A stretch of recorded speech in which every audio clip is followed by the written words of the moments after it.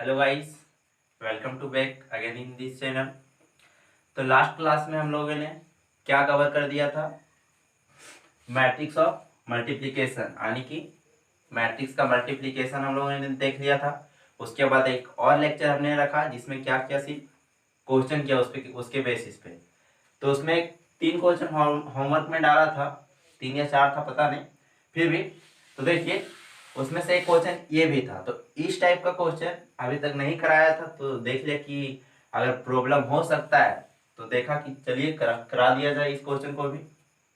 बाकी जितना भी टाइप का क्वेश्चन बनता था मल्टीप्लिकेशन ऑफ मैट्राइसिस में, उतना कवर हो चुका है। ठीक है, तो देखिए क्या लिखा हुआ है क्वेश्चन।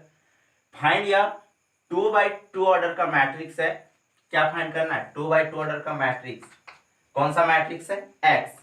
सच दैट, इस प्रकार कि 5 4 1 1, और ये क्या है? मल्टीप्लाई का साइन नहीं है, ये आपका एक एक्स है जो कि मैट्रिक्स है। यही आपको फाइंड करना है। वो किसके इक्वल है? 1 -2 एंड 1 3। ठीक है, तो चलिए फाइंड करते हैं। तो क्या फाइंड करने बोला? एक्स। देखिए, कभी भी हम लोग फाइंड कर रहे थे अननोन का वैल्यू। किसका अननोन का वैल्यू? या तो एक्स होता था या फिर वाई होता था। बट हमको यहाँ पर क्या फाइंड करने बोला? एक्स को फाइंड करने बोला, यानी कि पूरा एक मैट्रिक्स ही फाइंड करने बोला है। तो पहले हमको क्या करना पड़ेगा कि ये जो एक्स जो मैट्रिक्स दिख रहा है, ये आपके 4 एलिमेंट रहेंगे। मल्टीप्लाई कब पॉसिबल है? ये कितने ऑर्डर का मैट्रिक्स होगा? तो देख लीजिए आप, अगर ये 2 ऑर्डर का मैट्रिक्स है 2x2, तो इसका क्या होगा? नंबर ऑफ कॉलम कितना है इसका? 2। नंबर ऑफ रो कितना होगा इसका? 2 होगा। बट नंबर ऑफ कॉलम होने के लिए क्या चाहिए? उसके इक्वल ऑफ मैट्रिक्स को देख लीजिए। अगर इसका 2x2 ऑर्डर का मैट्रिक्स है तो इसका आप कितना लेट करेंगे? देखिए, इतना तो पता चल गया कि नंबर ऑफ रो कितना होगा? 2। तभी तो मैट्रिक्स का मल्टीप्लीकेशन पॉसिबल है। और जो आपको मल्टीप्लाई करके जो मिल रहा है फाइनल ऑर्डर ऑफ मैट्रिक्स, वो कितना है आपके पास? 2x2 ऑर्डर का, 2x2 ऑर्डर का। तो क्या मिल जाएगा? देखिए, आप यहीं से देख सकते हैं जो फाइनल ऑर्डर का मैट्रिक्स मिलेगा वो कितने हैं? इसमें नंबर ऑफ रो 2, तो इसका नंबर ऑफ कॉलम भी कितना होगा? 2। यानी कि आपको एक एक्स मैट्रिक्स फाइंड करना है जिसका ऑर्डर क्या होगा? 2x2। तो एक काम करते हैं ना, 2x2 ऑर्डर का मैट्रिक्स है, नंबर ऑफ एलिमेंट कितने होंगे? 1 2 3 4, 4 एलिमेंट होंगे। सही है, तो एक काम करते हैं, लेट एक्स मैट्रिक्स को हम लेट कर रहे हैं, कोई भी element A B C D. Okay, अब देखते हैं कि इसका जो मल्टीप्लीकेशन है, ये जो गिवन मैट्रिक्स है इसके साथ मल्टीप्लाई कर देते हैं। उसके बाद इक्वलिटी ऑफ 2 मैट्रिसेस को अप्लाई कर देंगे। ठीक है, तो चलिए, दिया हुआ है गिवन, क्या दिया हुआ है मेरे पास? आपके पास दिया हुआ है 5 4 1 1। एक्स को लेट किए हम, ये बी सी डी, ये किसके इक्वल है आपके? 1 -2 1 3। ठीक है, चलिए अब फाइंड करते हैं। तो सबसे पहले क्या होगा? मल्टीप्लाई करना है। तो मैट्रिक्स का मल्टीप्लिकेशन पॉसिबल है आराम से, सब जगह सेम है तो आराम से हो जाएगा। क्या हो जाएगा? यहां से पहले रो, उसके बाद कॉलम, क्या हो जाएगा? 5a प्लस क्या हो जाएगा? 4c। ठीक है, और इसके बाद से 5b प्लस 4d। ठीक है, इसके बाद यहां से क्या हो जाएगा? 1 इंटू ये क्या होगा? ये प्लस c इंटू 1 c, और यहां से b प्लस d। ठीक है, यहां से कितना हो जाएगा आपका? 1 -2 1 3। ठीक है, अब यहां से क्या कर रहे हैं? इक्वलिटी ऑफ 2 मैट्रिसेस को लगा रहे हैं। 2 मैट्रिक्स इक्वल होंगे कब? जब उनके करस्पॉन्डिंग एलिमेंट क्या होने चाहिए? बराबर होना चाहिए। यानी कि इस मैट्रिक्स का ये 1 1 एलिमेंट किसके इक्वल होना चाहिए? सेकेंड मैट्रिक्स के ये 1 1 के साथ। ठीक है, तो चलिए इक्वलिटी ऑफ मैट्रिसेस लगाते हैं। तो यहां से क्या हो जाएगा? 5a plus 4c equal to 1। इसको मान लेते हैं हम इक्वेशन 1। देखिए, हमारे पास अननोन कितने हैं? ये बी सी डी, 4 अननोन है मेरे पास। तो इक्वेशन भी कितने चाहिए? 4 सॉल्व करने के लिए। तो क्या हो जाएगा? ये फर्स्ट इक्वेशन मिला आपको। सेकंड क्या हो जाएगा? 5b plus 4d equal to -2। इसको हम इक्वेशन सेकंड मान रहे। ठीक है, सिमिलरली ये प्लस सी इक्वल टू क्या हो जाएगा 1, इसको third and fourth B plus D equal to 3। ठीक है, यहां तक हम 4 इक्वेशन को नोट कर लिए। अब मेरे पास 4 इक्वेशन है और 4 वेरिएबल को हमको सॉल्व करना है। तो कुछ बच्चों को प्रॉब्लम आ रहा था कि कैसे सॉल्व करते हैं, तो आराम से देखिए, कुछ का वैल्यू हम एलिमिनेट करेंगे, सब्स्टिट्यूट करेंगे, तो देखेंगे इक्वेशन मेरा जो दिया हुआ है उससे हमको वैल्यू फाइंड हो जाएगा। तो देखिए क्या दिया हुआ है, देखिए ये सी, और कहीं पर ए सी दिख रहा है क्या, आराम से देखिए ये। तो क्या करते हैं कि इक्वेशन 3 में हम क्या कर रहे हैं, इक्वेशन 3 में हम 5 से मल्टीप्लाई कर रहे हैं। इक्वेशन 3 में हम 5 से मल्टीप्लाई कर रहे हैं, क्यों कर रहे हैं, ताकि 5 ये बन जाए और 5 ये से क्या हो जाए, कैंसल हो जाए। ठीक है, तो एक काम करते हैं, from equation 1 minus 3 we get, क्या कर रहे हैं, इक्वेशन 1 को 3 में से घटा रहे, तो हम लोग क्या पाते हैं, देखिए क्या हो जाएगा, 5a plus 4c equal to 1, and third में क्या है, 5 को मल्टीप्लाई करके 5a plus 5c equal to 5। ठीक है, तो क्या कर रहे हैं हम, माइनस कर रहे हैं, तो साइन इंटरचेंज हो जाएगा, 5a से 5a कैंसल आउट, 4c में 5c जाएगा तो माइनस c, और यहां से 1 में 5 जाएगा तो -4, तो c इक्वल टू कितना निकला आपके पास 4, c इक्वल टू क्या निकला 4। तो फ्रॉम इक्वेशन 1 से ही चलते हैं, c का वैल्यू पुट करते हैं। c का वैल्यू अगर हम पुट करेंगे तो क्या बन जाएगा, यहां से 5a प्लस 4, c का वैल्यू कितना है 4 इक्वल टू 1, तो क्या हो जाएगा 5a इक्वल टू 1 माइनस 4 4 जा 16, उधर जाएगा तो -16, तो ये 5a इक्वल टू -15, तो ये इक्वल टू क्या मिल गया आपके पास -3, ये इक्वल टू क्या मिल गया -3। यहां तक वैल्यू फाइंड हो गया।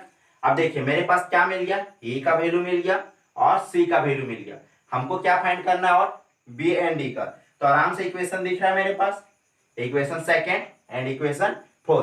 क्या करेंगे अब, फिर वही काम, b को कैंसल आउट करने के लिए क्या करते हैं, इक्वेशन 4 को भी 5 से मल्टीप्लाई करते हैं। ठीक है, तो देखिए क्या हो जाएगा, इक्वेशन आराम से वैल्यू निकल जाएगा मेरे पास। तो देखिए क्या है, क्या कर रहे हैं अब, फ्रॉम इक्वेशन 2 माइनस 4, क्या करें, इक्वेशन 2 को 4 में घटा रहे, तो क्या हो जाएगा, देखिए यहां से 5b plus 4d equal to -2। ठीक है, उसके बाद यहां से क्या हो जाएगा, यहां से 5b plus 5d equal to, यहां से 5 3 15। ठीक है, तो देखिए क्या कर रहे हैं, माइनस माइनस माइनस, क्या हो जाएगा, यहां से b से b कैंसल आउट, 4 में 5 गया तो -d, और यहां से -2 -15 -17। ठीक है, तो d का वैल्यू क्या मिल गया आपके पास 17, d का वैल्यू क्या मिला 17। अब d का वैल्यू पुट कर रहे हैं, d का वैल्यू पुट कर रहे हैं, मान के चलिए सेकेंड इक्वेशन में पुट करते हैं। सेकेंड इक्वेशन क्या है मेरा, 5d plus 4d, sorry 5b plus 4d equal to -2 from equation 2। अब d का वैल्यू पुट कर रहे हैं 17। ठीक है, तो क्या हो जाएगा 5b प्लस 4 इंटू 17 -2, तो क्या हो जाएगा 5b प्लस 7 4 जा 28, और यहाँ से 5 इक्वल टू -2। ठीक है, तो 5b इक्वल टू क्या हो जाएगा -2 -58, -2 -58 क्या हो गया, यहाँ से 5b इक्वल टू -60, तो यहाँ से क्या हो जाएगा b का वैल्यू -60 अपॉन 5, तो 5 5 कट जाएगा, क्या हो जाएगा 5 1 जा 5, और क्या हो जाएगा यहाँ से 12। ठीक है, तो मेरे पास finally A B C D का वैल्यू निकल गया। ए का वैल्यू कितना निकला -3 और ये -12 ना। बी का कितना निकला -12, सी का 4 एंड डी का 17। तो हम लोग डायरेक्ट क्या लिख देंगे, डायरेक्ट क्या हो गया, ए का -3, बी का -12, सी का 4 एंड डी का 17। कोई मिस्टेक है क्या, 7 4 जा 28, 4 यहाँ पर सॉरी यहाँ से थोड़ा हो जाएगा, 4 1 जा 4 एंड 2 68 हो जाएगा, सॉरी 68, यहाँ से 70, ठीक है। यहाँ से क्या हो जाएगा 70, तो यहाँ से 5 4 जा 20, ठीक है। ये तो क्या निकला माइनस। तो मेरे पास फाइनली आंसर क्या आया, ए का -3, बी का -14, सी का 4 एंड डी का 17। तो हम लोग एक्स क्या माने थे, एक्स क्या माने थे हम लोग, मेरा एक्स क्या था, इसलिए मैट्रिक्स एक्स क्या था, ए बी सी डी, क्या था A B C D, A B C D. तो हम लोग फाइनल इक्वेशन जो निकाले हैं इक्वेशन से वैल्यू वही पुट कर देते हैं। ए का वैल्यू कितना मेरे पास -3, बी का कितना निकला मेरे पास -14, सी का 4 एंड डी का बी का 17। तो ये मेरा क्या हो गया फाइनल आंसर। यहाँ पे लिख देना है, कुछ नहीं यूज कर क्या डायरेक्ट निकल गया। तो बस इस टाइप का क्वेश्चन अगर मिले कि सिंपली एक मैट्रिक्स से अगर आपको फाइंड करने बोल दिया जाए और वो किसी के मल्टीप्लाई में हो, तो पूरे मैट्रिक्स के सारे एलिमेंट को आपको कुछ अननोन मानना ही होगा, ठीक है। तो हम लोग नेक्स्ट टॉपिक की ओर चलते हैं। तो पहले इसको रफ कर लेते हैं, ठीक है। आपके पास जो नेक्स्ट टॉपिक है क्या है, transpose of a matrix. Easy है, देखिए क्या बोला है ट्रांसपोज ऑफ अ मैट्रिक्स में। देखिए डेफिनेशन पे पहले जंप करते हैं। क्या बोला है, लेट ये भी एनी मैट्रिक्स, ये कोई आपका कोई भी मैट्रिक्स हो सकता है, कोई भी ऑर्डर का। क्या बोला, लेट ये भी any matrix then the matrix obtained by, then the matrix obtained by. तो जो ट्रांसपोज ऑफ अ मैट्रिक्स आपको मिलेगा, कैसे मिलेगा, by interchanging its row into corresponding column.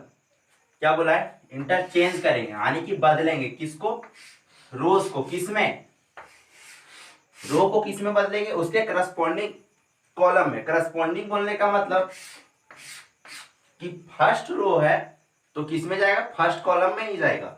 Second row है तो सेकंड कॉलम में ही जाएगा। उसके बाद क्या बोला है कि रो को तो आप बदल दिए कॉलम में, जो रो था उसको किसमें बदल दिए, कॉलम में।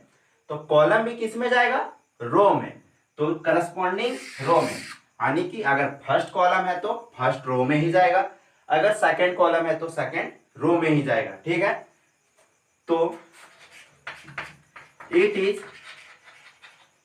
डिनोटेड बाय, आप ये का ऊपर टी भी लगा सकते हैं या फिर ये डैश, ये डैश, ठीक है।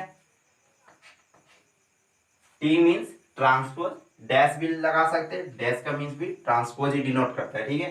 यानी कि क्या सिंपली बोला ट्रांसपोज ऑफ अ मैट्रिक्स में कि एक ऐसा मैट्रिक्स आपको ऑब्टेन होगा, वैसा मैट्रिक्स जिसके रो किस में चेंज कर देना है, कॉलम में, और कॉलम को किस में, रो में। बस यही जानना है।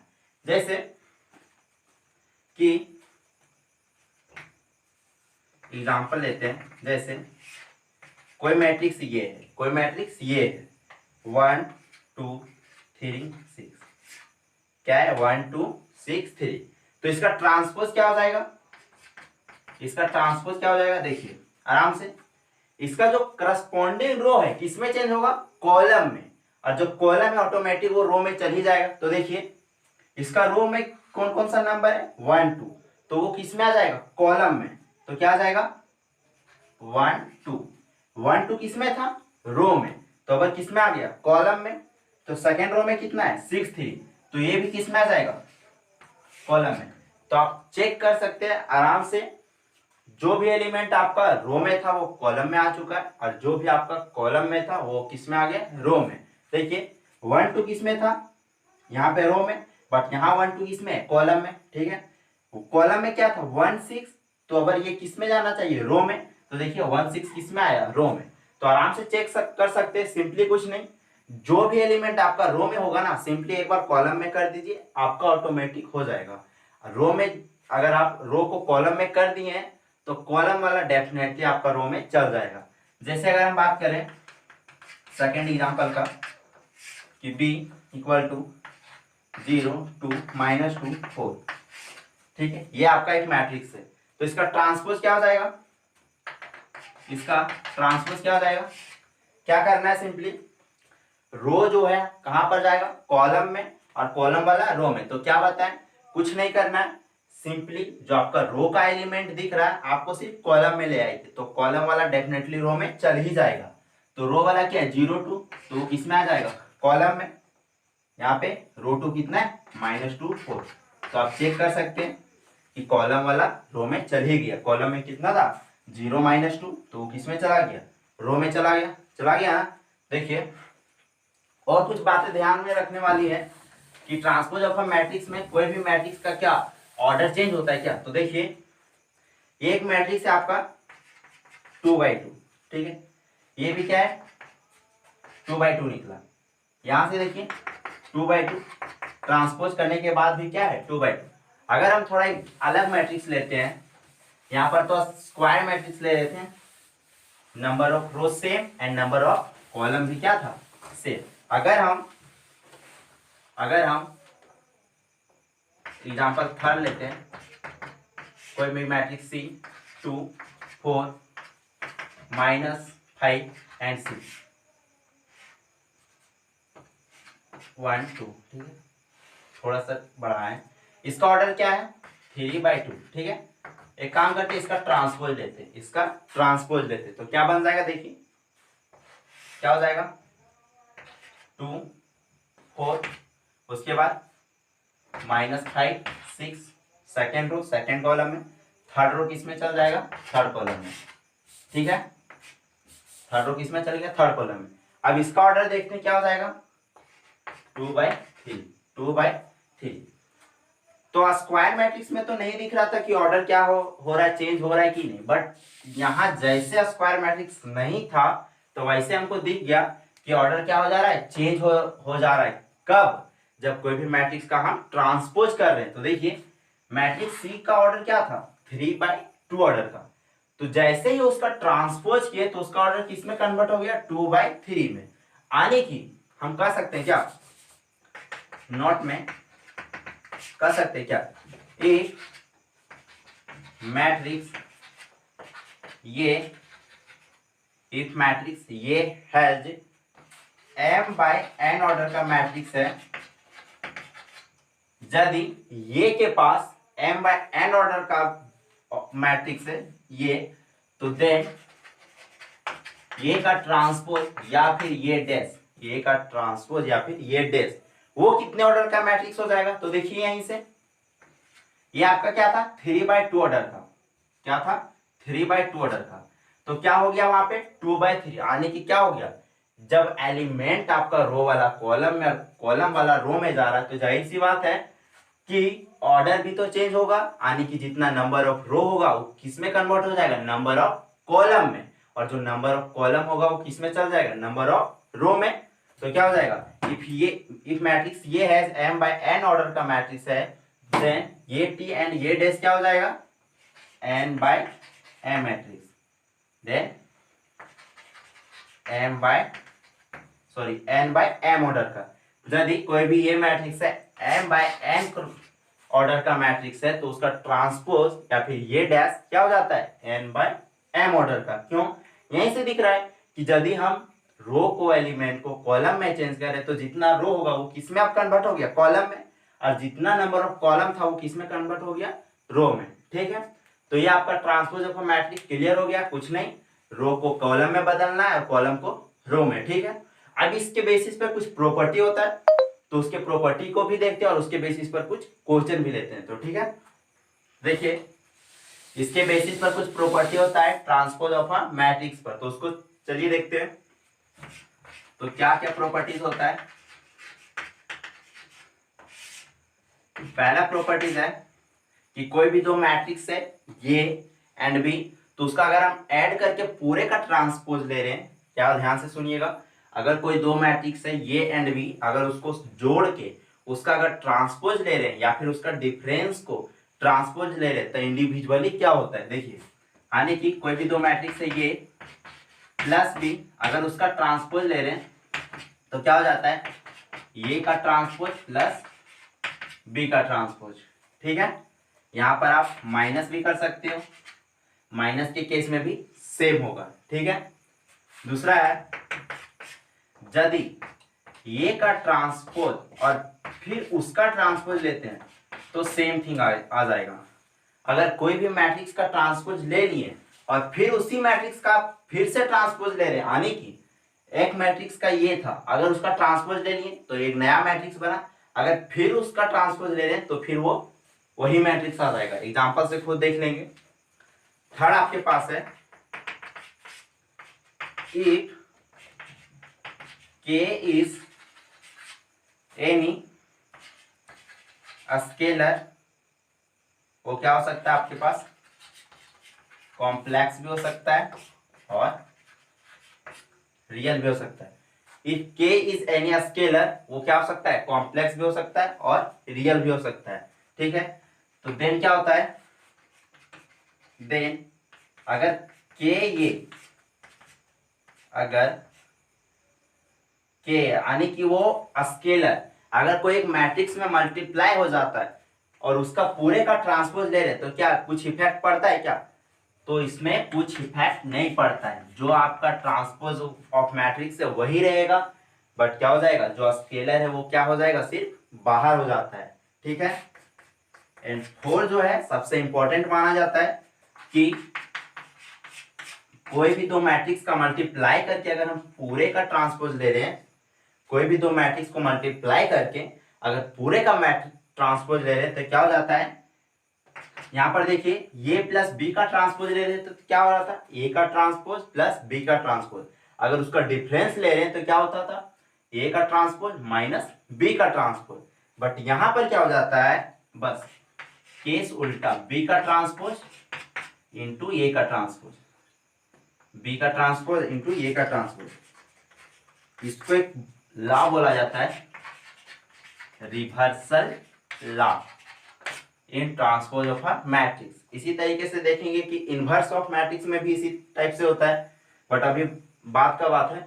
तो इसमें क्या हो गया, कोई भी दो मैट्रिक्स को अगर मल्टीप्लाई कर रहे हैं और उसका पूरा ट्रांसपोज ले रहे हैं तो क्या होता है, क्या होता है, सिंपली जो लास्ट का एलिमेंट होगा उसको पहले और जो फर्स्ट का एलिमेंट होगा उसको लास्ट। अगर इन जनरल में बोला जाए, इन जनरल अगर ये A1 A2 ये 3 डॉट डॉट डॉट ये n पूरा तक का मैट्रिक्स अगर पूरा का ट्रांसपोज ले रहे तो रिवर्सल लॉ से क्या हो जाएगा, क्या बताएं, सबसे लास्ट मैट्रिक्स का सबसे फर्स्ट में ट्रांसपोज, उसके बाद धीरे धीरे सबसे फर्स्ट वाला किस में चल जाता है, सबसे लास्ट में। तो क्या हो जाएगा, यहाँ से ये n का ट्रांसपोज, उसके बाद ये n-1 का ट्रांसपोज, इसी तरीके से चलते जाएगा।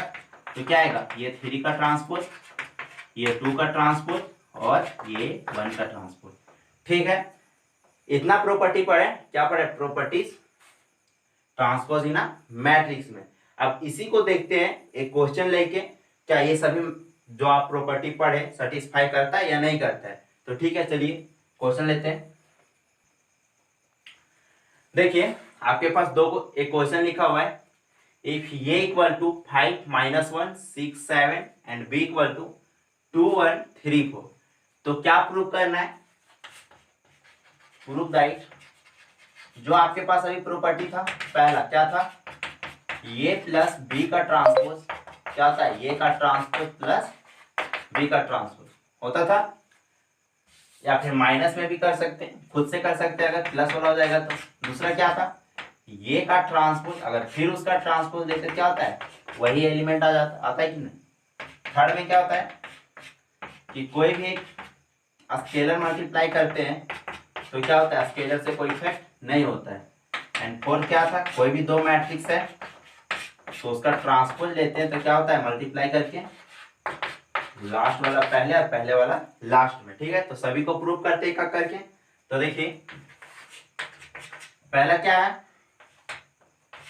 पहला ले रहे क्या है, ये LHS क्या है आपका, ये प्लस बी का ट्रांसपोज, यही है।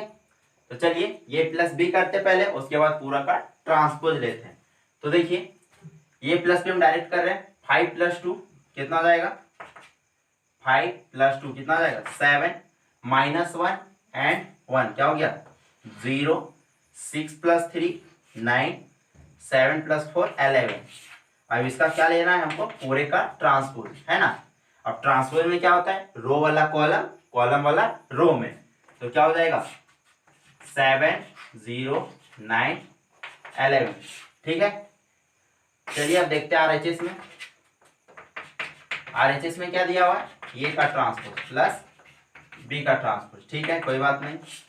ए का ट्रांसपोज कितना है, पहले ए का लिख देते हैं, 5 -1 6 7, इसका क्या लेना है ट्रांसपोज, प्लस बी आपके पास क्या है 2 1 3 4, इसका क्या लेना है ट्रांसपोज, ठीक है। तो चलिए क्या हो जाएगा 5 -1 6 7 प्लस 2 1 यहाँ से 3 4। अब इसको ऐड करते हैं, क्या हो जाएगा 5 2 7 6 3 9, ठीक है। और यहाँ से -1 +1 0, 7 + 4 11। तो देखिए ये दोनों कंडीशन सेटिस्फाई हो गया, यानी कि LHS = RHS, जो मेरा प्रॉपर्टी है वो क्या है एकदम सही है। इसी तरीके से आप खुद से माइनस में भी कर सकते हैं, ठीक है।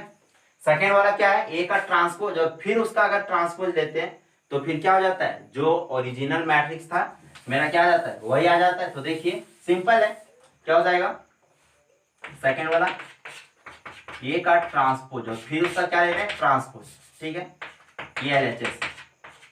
तो देखिए ए का ट्रांसपोज लेते हैं, ये क्या है 5 -1 6 7, इसका क्या ले रहे हैं ट्रांसपोज, इसका क्या ले रहे हैं हम ट्रांसपोज, और फिर उसका क्या लेना है, फिर अगेन ट्रांसपोज, एक बार ट्रांसपोज लेने के बाद फिर उसको ट्रांसपोज में लेना है।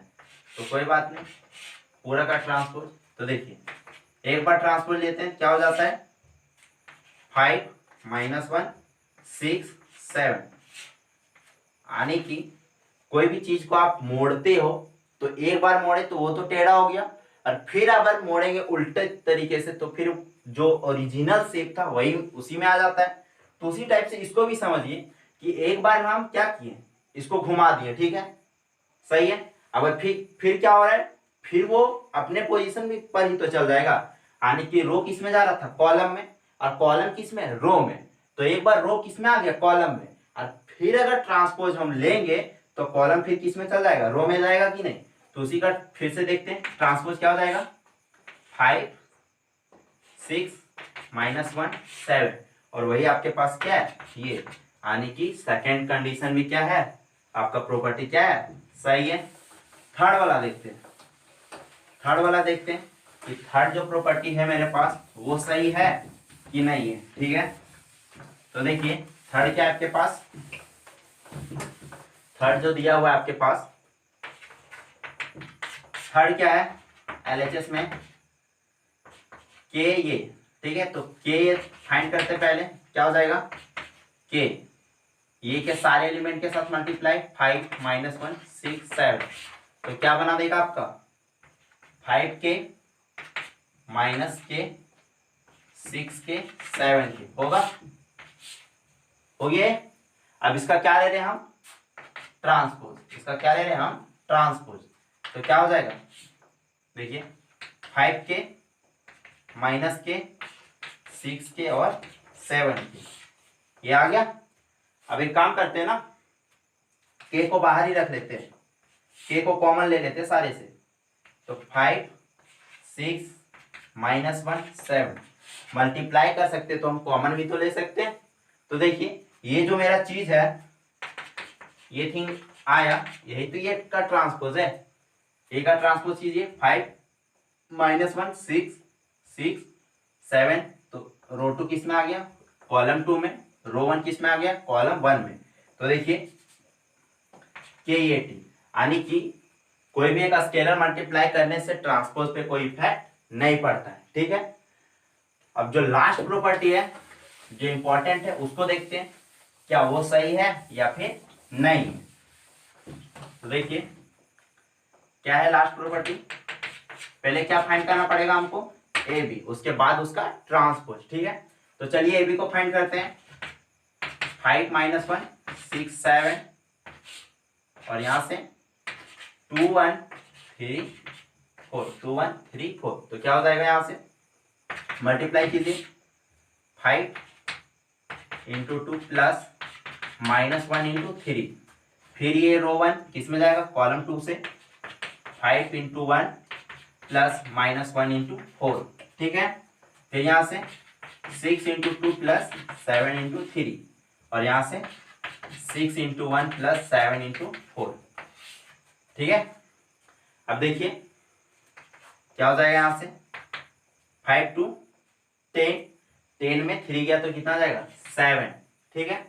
और यहाँ से 5 और 4 1 जा 4, तो 5 में 4 गया तो 1, यहाँ से 6 to 12 और यहाँ से 21, 21 एंड 12 33 और यहाँ से 28 एंड 6 कितना हो गया 34।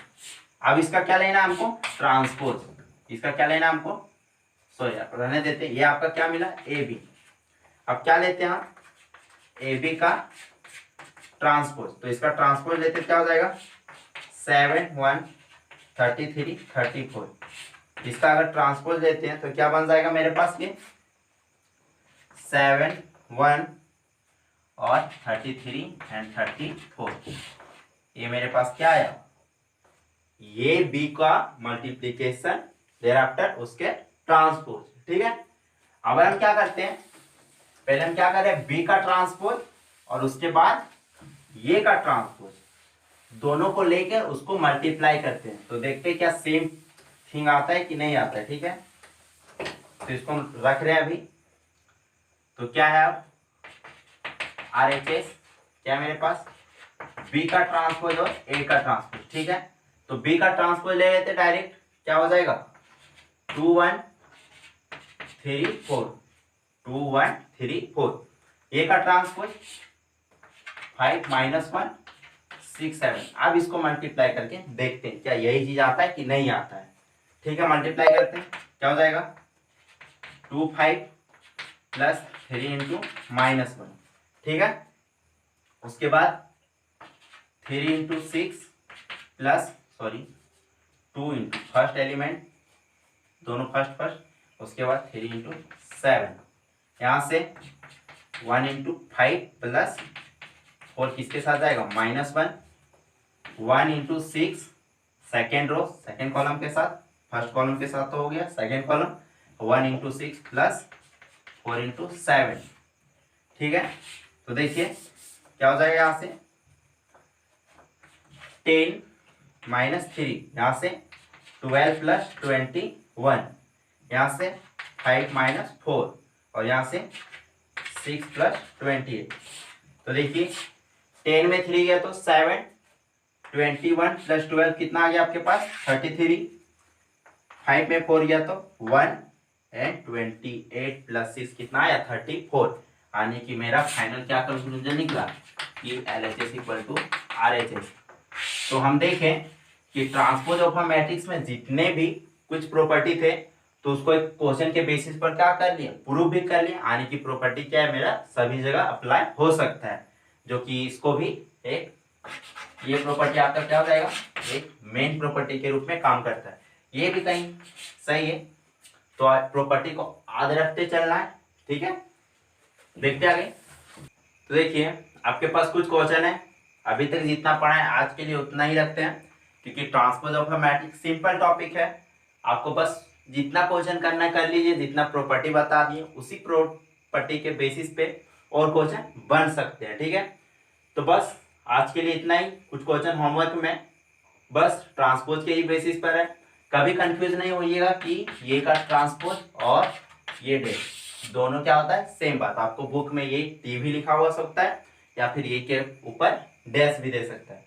तो देखिए फर्स्ट क्वेश्चन है ये equal to -1 2 3 B equal to, ये माइनस ऐसा नहीं कि -2 -1 -4 -7 हो गया, ऐसा नहीं, -2 -1 एंड -4 तीनों अलग अलग एलिमेंट है। पहले मल्टीप्लाई ए बी का उसका ट्रांसपोज, उसके बाद पहले बी का ट्रांसपोज और ए का ट्रांसपोज क्या करना है सेपरेट, उसके बाद मल्टीप्लाई। सेकंड क्वेश्चन क्या बोला, ये दिया हुआ है, क्या बोला ए का ट्रांसपोज और ये के साथ मल्टीप्लाई करने के बाद ये I2 क्या बता रहा है, हमेशा बोलते आ रहे हैं क्या है ये आइडेंटिटी मैट्रिक्स, क्या है आइडेंटिटी मैट्रिक्स, और कितने ऑर्डर का 2 है, यानी कि 2, यानी कि किस फॉर्म में दिखेगा आपको ये 1 0 0 1। पहले भी बता चुके हैं आइडेंटिटी मैट्रिक्स बोले या फिर यूनिट मैट्रिक्स बोले। और ये इक्वल टू दिया है, क्या फाइंड करने बोला है, ये प्लस ट्रांसपोज ये टी उसका एडिशन और उसको 2 से डिवाइड, इसी तरीके से डिफरेंस लेकर भी डिवाइड। कल हम लोग कुछ इंपॉर्टेंट और इम्पोर्टेंट है, बहुत ही इंपॉर्टेंट टॉपिक है symmetric matrix and askew symmetric, जो कि एग्जाम व्यू से भी इंपॉर्टेंट है कि उसका सम ऑफ सिमेट्री और अस्क्यू सिमेट्री भी 5 मार्क्स में आता है, जो कि पूछा गया और इम्पोर्टेंट भी है। तो कल का लेक्चर और अच्छा होने वाला है सिमेट्रिक और अस्क्यू सिमेट्री, किसके बेसिस पर, यही ट्रांसपोज ऑफ अ मैट्रिक्स के बेसिस पर। और उसमें भी हम देखेंगे कि कुछ प्रॉपर्टी होते हैं और उसको भी देखेंगे, क्वेश्चन के बेसिस पर प्रूव करेंगे, ठीक है। तो आज के लिए लेक्चर को यहीं रखते हैं, ठीक है। और हमेशा बोलते हैं कि वीडियो को हमेशा देखते जाइए और शेयर जरूर करना है, शेयर जरूर करना ताकि बच्चों को हेल्पफुल हो सके, ठीक है। तो आज के लिए इतना ही, थैंक यू।